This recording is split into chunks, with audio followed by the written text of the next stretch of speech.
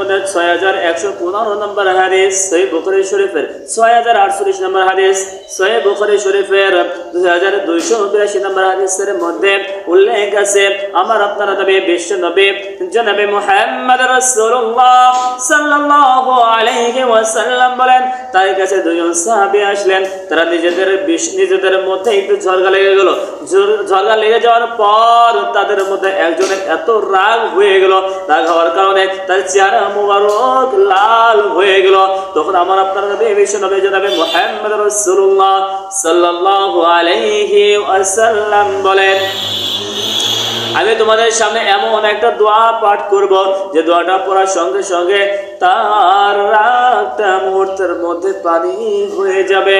আর সে দোয়াটা হলো, সে আয়াতটা হলো আউযু বিল্লাহি মিনাশ শাইতানির রাজিম।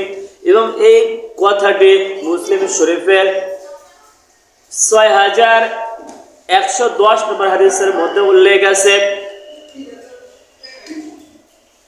আরেকটা হাদিসের মধ্যে বলা হয়েছে 3383 নম্বর হাদিসের মধ্যে উল্লেখ আছে আমার আপনার নবী বিশ্ব নবী জনাবে মুহাম্মদ রাসূলুল্লাহ সাল্লাল্লাহু আলাইহি ওয়াসাল্লাম বলেন, তোমাদের মধ্যে সর্বোত্তম দোয়া হলো আলহামদুলিল্লাহ। আরেকটি হাদিসের মধ্যে বলা হয়েছে মুসলিম শরীফের মধ্যে 223 নম্বর হাদিসের মধ্যে উল্লেখ আছে যে আলহামদুলিল্লাহ হলো মিজান পূর্ণ করে দেয়।